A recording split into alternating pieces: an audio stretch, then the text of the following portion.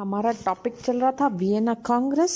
Vienna Congress का सम्मेलन का आयोजन, उसके सामने चैलेंजेस और उसके निर्णय को हम डिस्कस कर चुके। उसके द्वारा उसके महत्वपूर्ण प्रतिनिधियों के बारे में हमने बात की थी और लास्ट हमने बताया था कि अंतर्राष्ट्रीय संस्था की वे स्थापना करना चाहते थे जिससे कि यूरोप की में शांति है वो स्थायी रूप उसे प्रदान किया जा सके।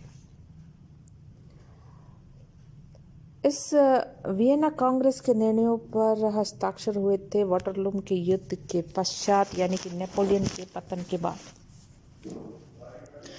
वियना कांग्रेस की यदि समीक्षा कार्यों की जाए तो वियना सम्मेलन नैतिक व्यवस्था का पुनर्निर्माण, राजनीतिक शक्ति के न्यायोचित पुनर्विभाजन पर आधारित स्थायी शांति आदि के महान आदर्शों एवं पवित्र उद्देश्यों की घोषणाओं के साथ आरंभ हुआ था।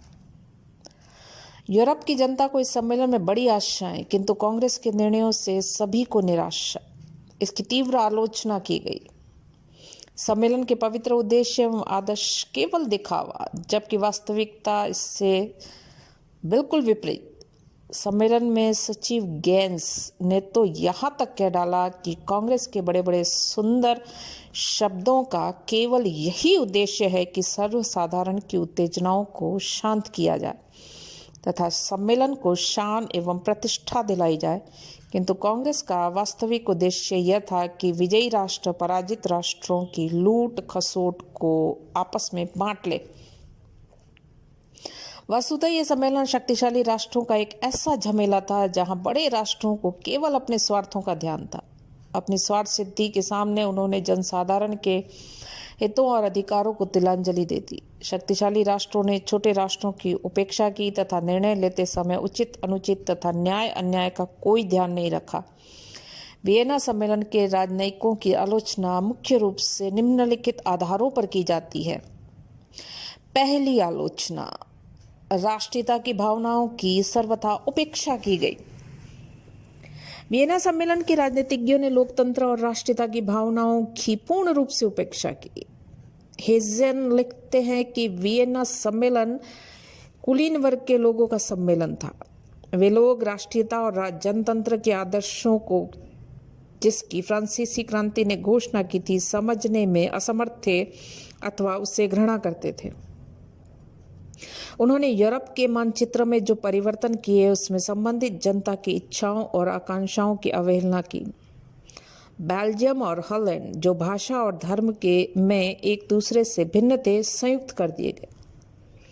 इसी प्रकार समान भाषा और संस्कृति वाले नॉर्वे और डेनमार्क से पृथक कर स्वीडन में मिला लिया गया। पोलैंड की राष्ट्रीय भावना की उपेक्षा करते हुए उसका विभाजन कर दिया गया और इटली को छोटी छोटी रियासतों में विभाजित कर उस पर ऑस्ट्रिया का कठोर नियंत्रण स्थापित कर दिया गया। और इस प्रकार हम देखते हैं कि इटली के साथ तो बड़ा ही अन्यायपूर्ण व्यवहार किया गया। लिप्सन ने तो लिखा है कि इटली से कूटनीतिज्ञ खेल के मोहरे के समान व्यवहार किया गया। दूसरी आलोचना है जनमत की अवहेलना। सम्मेलन में जनता की भावनाओं की भी सर्वथा अवहेलना की गई। राज्यों के शासन परिवर्तन में जनता की इच्छाओं को कोई स्थान नहीं दिया गया। वस्तुतः सम्मेलन के राजनीतिज्ञों की समझ में यह बात आई ही नहीं कि जनता के भी कुछ अधिकार होते हैं। वियना सम्मेलन में जनता का कोई प्रतिनिधि नहीं बुलाया गया जो जनता की इच्छा व्यक्त कर सके। इसका कारण संभवतः यह था कि वियना सम्मेलन के राजनीतिज्ञों की दृष्टि में यदि किसी के अधिकार थे तो वे केवल उच्च राजवंशों के, क्योंकि इन राजवंशों को ईश्वर ने अपना प्रतिनिधि नियुक्त किया था। इसलिए राज्यों की सीमाओं का पुनर्निर्धारण करते समय जनता की इच्छाओं की ओर ध्यान न देकर केवल सम्राटों के स्वार्थों और लाभों की ओर ध्यान दिया गया। शक्ति संतुलन के सिद्धांत की आड़ में उन्होंने गतिशील सामायिक विचारधाराओं के विरुद्ध कार्य किया। हेजन ने ठीक ही लिखा है कि उनकी व्यवस्था कोई व्यवस्था नहीं थी, क्योंकि उन्होंने उन्हीं तत्वों की उपेक्षा की जिनसे उन्हें स्थायी बनाया जा सकता था। 1815 ईस्वी के बाद यूरोप का इतिहास वियना कांग्रेस की इस भूल को सुधारने का इतिहास है। तीसरा आता है आलोचना के रूप में प्रतिक्रियावादी नीति का प्रभाव। सम्मेलन की संपूर्ण कार्यवाही में प्रतिक्रियावादी नीति का बोलबाला, जिसका प्रतिनिधित्व मैटरनिक। क्रांति से उत्पन्न नवीन प्रवृत्तियों का दमन करना ही सम्मेलन का एकमात्र उद्देश्य। Doctor E.C. वार्ड के मतानुसार प्रादेशिक पुनर्व्यवस्था में कांग्रेस ने तो वैधता के सिद्धांत का या किसी अन्य सिद्धांत का निरंतर पालन किया। वास्तव में उसने, जैसा कि स्वाभाविक ही था, अधिकतर नेपोलियन की व्यवस्था को ही पुनर्व्यवस्था का आधार बनाया। इसके लिए उन्होंने प्राचीन राजवंशों की पुनर्स्थापना की। कांग्रेस का यह विचार भी प्रतिक्रियावादी था कि यूरोप में स्थायी शांति स्थापित करने का एकमात्र उपाय प्राचीन राजवंशों का पुनरुद्धार है। अतः यूरोप की बिगड़ी हुई व्यवस्था को सुधारने के लिए जो आधार बनाया गया था वही प्रतिक्रियावादी और त्रुटिपूर्ण था। चौथा देखें क्रांति की भावनाओं की उपेक्षा। वियना कांग्रेस ने सबसे बड़ी भूल यह की थी कि उसने क्रांति के कारण उत्पन्न समस्त भावनाओं एवं प्रवृत्तियों की ही उपेक्षा कर दी। सम्मेलन के राजनीतिज्ञों ने स्थिति से पूर्ण परिचित होते हुए भी अपनी अनभिज्ञता प्रदर्शित की। क्रांति ने स्वतंत्रता, समानता और जनता की संप्रभुता के सिद्धांत प्रस्तुत कर दिए थे और ये सिद्धांत जनता में लोकप्रिय होते जा रहे थे, किंतु उन्होंने इन विचारों की कोई परवाह नहीं की, क्योंकि स्वतंत्रता और समानता जैसे उच्च आदर्शों से वे घृणा करते थे। वस्तुतः कांग्रेस द्वारा क्रांति की भावनाओं की उपेक्षा करना, जिससे बाद में संपूर्ण यूरोप को ही नहीं अपितु समस्त विश्व को व्याप्त कर लिया था, बड़ा दुर्भाग्यपूर्ण था। सम्मेलन के प्रतिनिधियों ने स्थायी शांति की आड़ में जनता को बेवकूफ बनाया तथा हर प्रकार से अपनी स्वार्थ सिद्धि की। अतः वियना सम्मेलन में जो कुछ हुआ वह सर्वथा अनुचित और अस्वाभाविक था। पांचवा, निर्णयों की अपूर्णता। वियना सम्मेलन ने अपने कुछ कार्यों को अपूर्ण छोड़ दिया, कुछ महत्वपूर्ण समस्याओं की ओर ध्यान ही नहीं दिया। यूरोप की शांति की दीर्घकाल तक सुरक्षित रखने के लिए कैसलर ने एक गारंटी की संधि की योजना प्रस्तावित की थी, जिसके अंतर्गत एक स्थायी सुरक्षा परिषद की व्यवस्था की जानी थी। इस योजना का टेलरा ने भी समर्थन किया, किंतु उसी समय नेपोलियन की वापसी से संकट उत्पन्न हुआ। इस योजना पर पुनर्विचार नहीं किया गया। इस प्रकार सही दिशा में एक आवश्यक कदम विफल हो गया। इसके अतिरिक्त कांग्रेस ने पूर्वी समस्या की ओर भी ध्यान नहीं दिया। उस समय तक अत्यधिक महत्व अर्जित कर चुकी थी। इसी प्रकार यूनान के भविष्य और दक्षिण अमेरिका के उपनिवेशों के भविष्य पर भी ध्यान नहीं दिया गया। अतः कांग्रेस के निर्णय सर्वथा अपूर्ण रहे। वियना सम्मेलन के निर्णयों में उपयुक्त दोष होने के कारण अगली एक शताब्दी के यूरोपीय इतिहास ने वियना सम्मेलन के निर्णयों की काया पलट दी। स्वीडन व नॉर्वे के एकीकरण केवल 10 वर्ष चला। हॉलैंड व बेल्जियम का एकीकरण केवल 15 वर्ष। इटली व जर्मनी की व्यवस्थाएं 1870 ईस्वी में अंत में प्रथम विश्व युद्ध ने राज्यों की सीमा को राष्ट्रीयता के आधार पर निश्चित कर दी, जिससे उन्हीं सिद्धांतों की विजय हुई जिसकी वियना सम्मेलन ने उपेक्षा की थी। वियना सम्मेलन का महत्व यदि हम देखें तो ये निर्विवाद रूप से सत्य है कि वियना कांग्रेस की व्यवस्था में कई दोष थे, किंतु उसके कार्यों का मूल्यांकन करते समय हमें उसकी कठिनाइयों, उसकी सीमाओं और उसकी उपलब्धियों को ध्यान में रखना होगा। जिन समस्याओं का उसे सामना करना पड़ा वे अत्यंत जटिल। इसके व्यतिरिक्त सम्मेलन आरंभ होने से पूर्व कुछ राज्यों के बीच संधियां हो चुकी थी, जिनका पालन करना भी आवश्यक। बड़े राज्यों के पारस्परिक स्वार्थों के संबंध में किसी प्रकार का समझौता होना अपने आप में बड़े महत्व की बात थी। नेपोलियन के युद्ध में लगभग 60 लाख व्यक्ति मारे गए, अपार संपत्ति की हानि। युद्ध से त्रस्त यूरोप में शांति व्यवस्था वियना सम्मेलन की महत्वपूर्ण सफलता। कैटलबी ने लिखा है कि इस सम्मेलन में राजनीति, संयम और दूरदर्शिता से काम लिया गया तथा इससे एक ऐसा आधार तैयार किया गया जिस पर भविष्य के यूरोप की नींव रखी गई।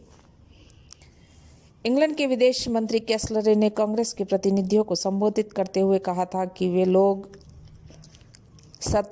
शत्रु संपत्ति का बंटवारा करने के लिए एकत्र नहीं हुए हैं, बल्कि ऐसी व्यवस्था करने के लिए एकत्रित हुए हैं जिससे भविष्य में यूरोप की शांति बनी रहे। वियना सम्मेलन के निर्णयों को प्रतिक्रियावादी कहकर इसकी आलोचना की जा सकती है, किंतु गांट तथा टैम्परले ने इस आलोचना का प्रत्युत्तर देते हुए लिखा कि वियना के शांति संस्थापकों को अत्यंत प्रतिक्रियावादी और उदार कहकर उनकी आलोचना करना एक परंपरा बन गई है।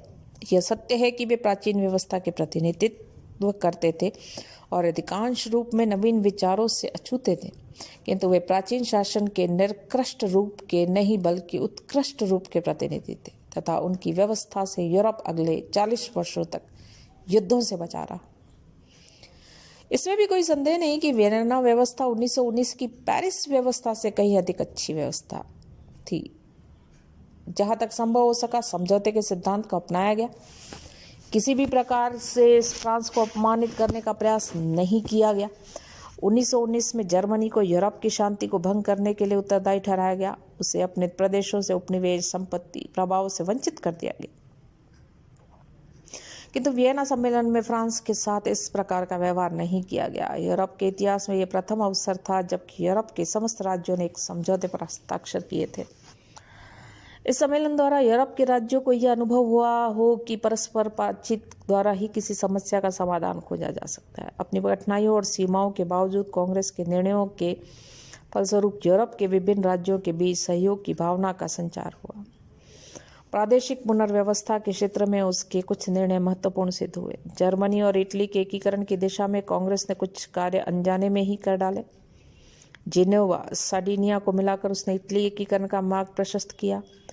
जर्मनी प्रशा को शक्तिशाली बनाकर उसे जर्मनी एकीकरण आंदोलन का नेतृत्व करने योग्य बना दिया। प्रशा की भांति पिडमॉन्ट को भी शक्तिशाली बनाया गया, जो आगे चलकर इटली के एकीकरण आंदोलन का नेता बना। कैटलबी के शब्दों में कहे तो उसने एक ऐसा आधार प्रदान किया जिस पर भविष्य के यूरोप की नींव रखी गई। वियना व्यवस्था की मुख्य उद्देश्य वैध सत्ता की पुनर्स्थापना, प्राचीन राजवंश के शासकों एवं राजकुमारों को उनके अधिकार दिलाना था और जनता के अधिकारों से उसको कोई संबंध नहीं था। वियना व्यवस्था की आलोचना करना न्याय संगत नहीं है। यह आलोचना उस जगह समाप्त हो जाती है जब हम व्यवस्था का सूक्ष्म अध्ययन करते हैं। पश्चिमी Germany, Poland, Saxony, Norway, Austria, Netherlands और उत्तरी इटली में इस विचारधारा का बिल्कुल परित्याग किया गया। यह तो केवल फ्रांसीसी राजवंश पर ही अधिक लागू होता है। उसका निर्माण भी फ्रांस के राजनीतिज्ञों ने अपने स्वार्थ के हेतु किया था। यूरोप में शांति स्थापित करने की दिशा में भी वियना सम्मेलन एक निश्चित कदम। उसने यूरोपीय व्यवस्था का निर्माण किया जिससे भविष्य के युद्धों को रोका जा सके। यह यूरोपीय व्यवस्था प्रथम अंतर्राष्ट्रीय संगठन इसी आधारशिला पर आगे चलकर राष्ट्र संघ और फिर बना संयुक्त राष्ट्र संघ। यदि हम तत्कालीन परिस्थितियों का अध्ययन करें तो स्पष्ट हो जाता है कि सम्मेलन के समक्ष जितनी जटिल समस्याएं थी, यदि उन पर समस्याजनक परिस्थितियों में जनमत को निर्णय के आधार बनाया जाता तो यूरोप में अवश्य ही पुनः युद्ध के बादल मंडराने लगते, क्योंकि वह समय प्रवृत्तियां केवल विकास आरंभ हुआ था। ये प्रवृत्तियां अभी परिपक्व अवस्था में नहीं थी, अतः अपरिपक्व प्रवृत्तियों के आधार पर निर्णय करना यूरोप की शांति भंग करना था। सन 1815 में स्वतंत्र बेल्जियम की कल्पना करना ही दुस्साध्य था, क्योंकि बेल्जियम और फ्रांस के संबंधों को देखते हुए बेल्जियम का जीवित रहना ही असंभव। इसके अतिरिक्त उस समय स्वयं बेल्जियम स्वतंत्र राष्ट्र की स्थापना के पक्ष में नहीं। यह तो तभी संभव हो सका जबकि यह विश्वास हो गया कि फ्रांस उसका विरोधी नहीं रहा। यदि ये समय बेल्जियम को स्वतंत्रता दे दी जाती तो निर्बल बेल्जियम अपनी स्वतंत्रता की रक्षा ही नहीं कर पाता और शीघ्र ही यूरोप की शांति भंग की संभावना बन जाती। वियना व्यवस्था की इस बात को लेकर भी आलोचना की जाती है कि इसके निर्णय स्थायी नहीं रहे। इस आलोचना का प्रत्युत्तर दिया हानिश शाह ने। वियना सम्मेलन के प्रतिनिधि ईश्वर के अवतार नहीं थे। जितना स्थायित्व मानव शक्ति प्रदान कर सकती थी उतना स्थायित्व उन्होंने देने का प्रयास किया। इसके अतिरिक्त इतिहास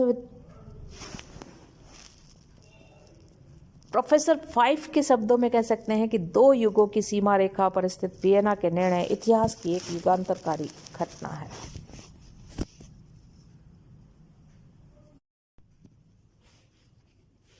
हमारा टॉपिक चल रहा था वियना कांग्रेस। वियना कांग्रेस का सम्मेलन का आयोजन, उसके सामने चैलेंजेस और उसके निर्णय को हम डिस्कस कर चुके। उसके द्वारा उसके महत्वपूर्ण प्रतिनिधियों के बारे में हमने बात की थी और लास्ट हमने बताया था